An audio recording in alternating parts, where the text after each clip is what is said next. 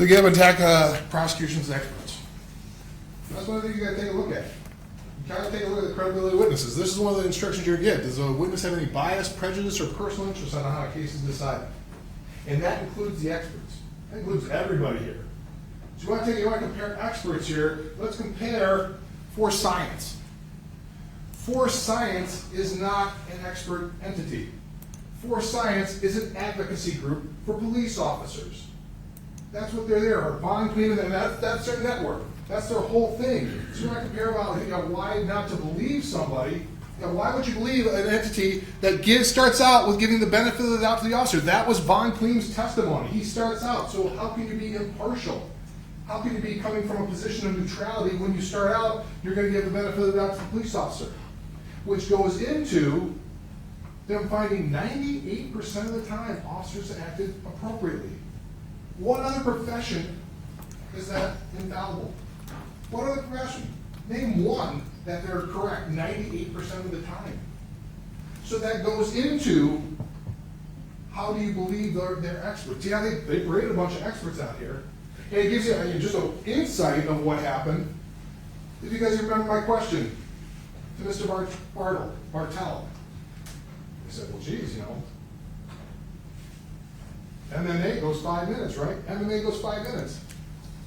Well, that was the dumbest question ever made in the history of cross-examinations because the disdain from the stand just oozed out of his pores. How could you can't compare an officer to an MMA fighter? MMA fighters train for 3 hours a day, so whole years, and blah blah blah. Yet, the next day, when Von Kleem, his partner, his friend, who he presents with all the time, what does Von Kleem do in his report? Compares Patrick to an MMA fighter. Because that's what they got to do. They've got to say the opportunity, he has an opportunity because he can spring up like an MMA fighter.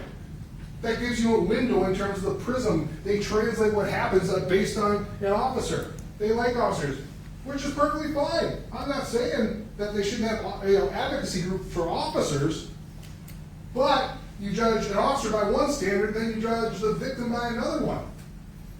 That's the opportunity. That was a tactical advantage because why? Because Von Kleem and Lon Bartels do jiu-jitsu and they do grappling. And so ergo, that Patrick has the same opportunity because he can suddenly spring up from a face down or a face on his back position and maybe use the taser. That's what gives him the opportunity. Von Kleem talks about, disproportionate resistance. That's their intent. That's his interpretation. That's what he said. Well, you can determine the intent. Disproportionate resistance by Patrick is why you can think he's going to use deadly force. Von Kleem doesn't want to use that against police officers because they have no idea how can they come up with disproportion. They can't comprehend that. So when you want to talk about bias and prejudice against the experts, you want to criticize ours, take a look at theirs. And then they're comparing apples and oranges. Because our experts are use of force, they say, in terms of taser, what a taser does, what a taser can do. And it's possible for these things to happen, but it's not reasonable to think it is going to happen. That's the reasonableness test. You can't look at every sort of possibility in the universe of what might happen and then say, oh, it's reasonable that you can do it. I mean, why does it take Wegovy? You listen to all the bad things that can happen on any of the drugs that are on TV because they may cause, hair loss, liver problems, and so on and so forth. But they want to use that as justification because all this may happen. It could, the wires could. There is no, talk about distractions. There is no evidence the wires were broken. There is no evidence that anybody was feeling MNI. There's no evidence that wires had any impact. But they got to throw out all these things. You want to talk about another thing? Why isn't GRPD? Why do we ask for GRPD? Does a bank, when somebody embezzles money, investigate their own? No, they call it an independent. They call it an outside organization. How hard is it? And this is not just GRPD, this is for anybody. How do you judge something that you train? I mean, Captain Cybers said, I was his commander at one point in time. You think they're coming from a position of not bias because you're asking to judge their policies, their procedures, and what this person does? They like him. He's a good guy. How do you come in and say they're impartial? And once again, to give a window on that, what did Captain Cyber say? Because Captain Cyber, when we asked, We said, okay, you've been listed as a defense witness. Okay, what's the policy? If somebody's disarmed with a taser, do you have a policy on that? Nope. No policy. Never heard of it. Yet then he takes a stand in front of you and says, oh yeah, that's deadly force. Well, wait a second. 2 weeks ago when the detective asked you about it, you said, no, there's nothing. But now that, as soon as somebody disarms you of a weapon, that was a weapon. You never said taser specifically, but he was asked specifically about a taser and disarmament. No, there's no policy on that. We don't train nothing about that. But yet all of a sudden it changes. That gives you a window of why there's bias. There's a conflict of interest. That's why we have the state police in here talking about it. There's a conflict of interest to try and bring GRPD officers to judge on another GRPD shooting incident. They have every reason, just like anybody else. Just like a bank, you don't ask the people who were responsible for training what went wrong. But even then, and this is what I'm talking about, you can believe all, some, or none. They say Grand Rapids policies are generally accepted police practices. They're one and the same. There's no difference. Both of them say that. So to create this, he doesn't know what generally police practices are because he wasn't trained on them, it's just a fallacy because it's one and the same according to GRPD. But the other example is Officer Dady.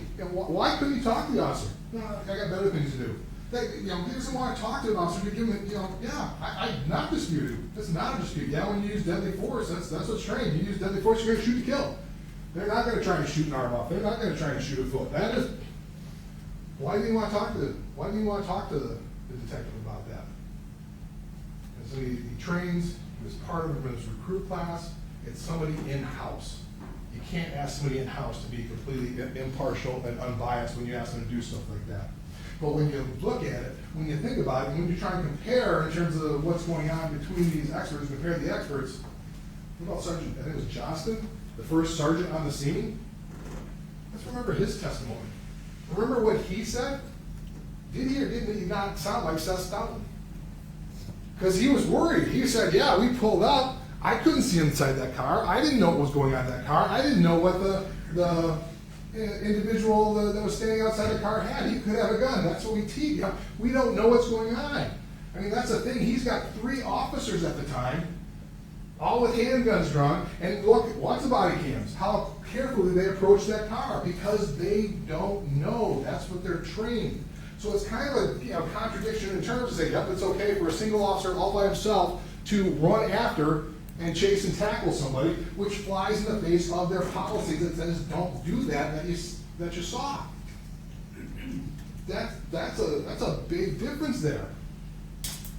How can you chase if they're treating everybody, 3 officers on scene, being that careful? Why is 1 officer all by himself?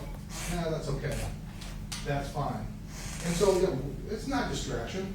So what is the purpose of the reasonableness of the officer's actions when you're looking at the totality of the circumstances? If it's just as many times you snap your hands, there's no totality of circumstances. It's just looking at that moment, period. And what's the purpose of the totality of circumstances? Looking how the officer got into that situation. There is no purpose. There is no totality of circumstances. Oh, he was somebody had a taser, you can shoot him. And the interesting thing was because who did they say? Who did he say? Well, Professor Kroll is the one who said, "Oh yeah, they're able to use deadly force because he did that study." Professor Kroll isn't a taser expert. He has no idea of police policies. He said that was his testimony. It was his impression of police policies because they can't bond clean. The GRPD officers, nobody can say anything about what the taser policy. There is no. Take a look at all the policies. Take a look at the policy where it says if you're disarmed with a taser, you can use it. You can shoot them. Because it's not there. There is no policy. It's based on the totality of the circumstances, based on everything the officer knew at the time. And what the officer knew at the time goes back to when the incident started. The whole thing, not just looking at that one brief second. And why would a reasonable officer, when there's been no aggression, there's been nothing, no punching, no kicking, no hitting, no anything, think he was going to die because somebody had his taser? That's what's not reasonable about all this. And you're right. Manslaughter is going to be brought up. And it was a complete misstatement of the law to say, well, the manslaughter is not an intent to kill. That is not the law. Listen to the instruction. It is an intent to kill. The traditional manslaughter thing is when a spouse shows up and sees their spouse in bed and loses it. That's your typical manslaughter. You lose it and they want to kill them. It's not, well, they got into a fight.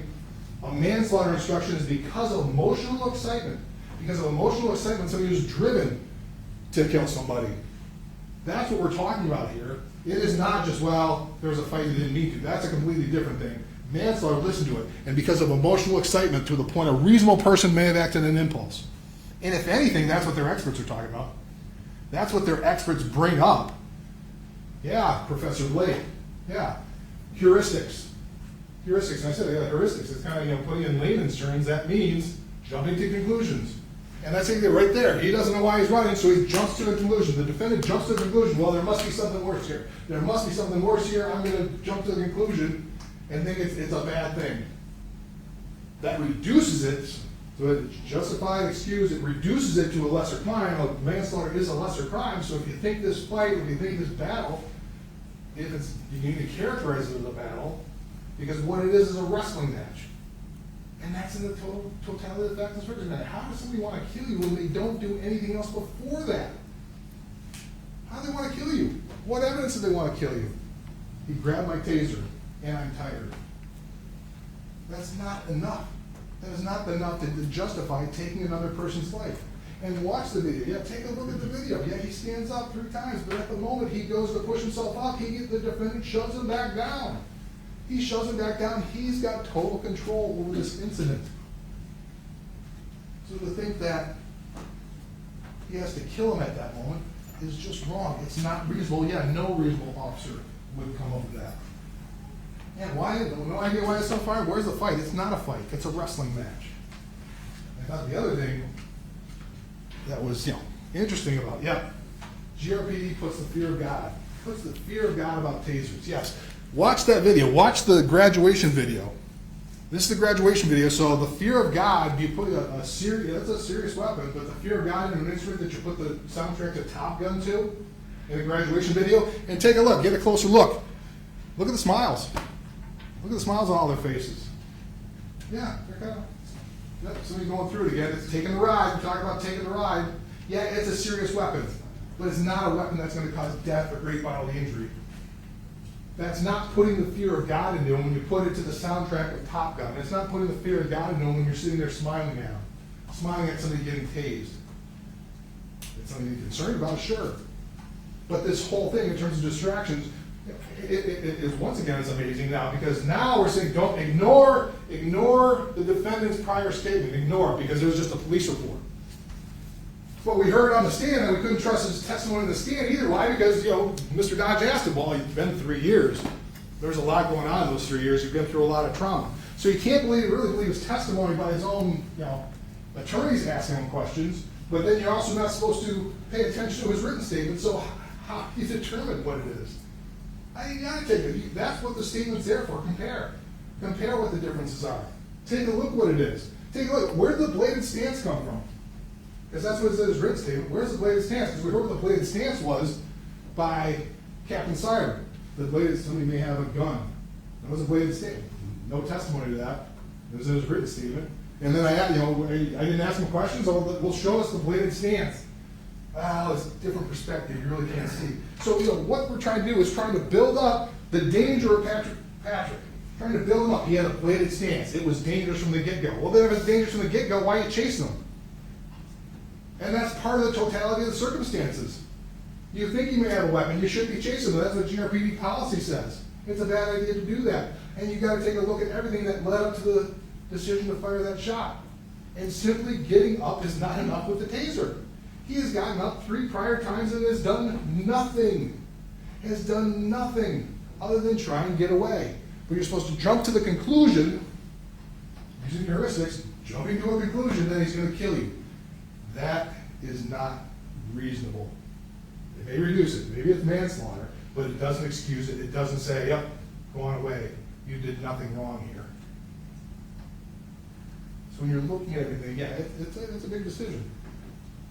But a reasonable doubt, we will hear, I've talked about it before, a reasonable doubt is a fair, honest doubt. But it leaves you firmly convinced. Firmly convinced based on the evidence. Based on the evidence that you're presented here. When you look at this, When you look at the facts, when you look at the evidence, you should be firmly convinced that there was a homicide here, there was a murder. It was second-degree murder. It was a death caused by the defendant. He intended to kill, and there is no justification for it. Simply having a taser with nothing more does not think, well, I'm gonna die. We've had all kinds of people up here saying, yeah, we survived, we got tased numerous times, Vine got tased in the head, he's still talking about it, lasts about 30 seconds. And even in terms of you want to talk about reasonable, yeah, use their expert, use Professor Kroll. It's never happened in the history of policing, where an officer's been tased, disarmed his weapon, and killed. And it's his impression that it's because they kill. But the one thing where he said is it's happened 9 times where a person's actually been tased, an officer's actually been tased, but in the other case, the majority of the time, nothing happens. They want to, every possibility considered, you have to consider what's reasonable. You have a reasonable doubt that he committed a crime of homicide. At best, he committed a crime of manslaughter, but he is not justified. He is not excused. Patrick was not a threat. Patrick meant no harm. Patrick wanted to get away because he was drunk or whatever. But the only logical conclusion you have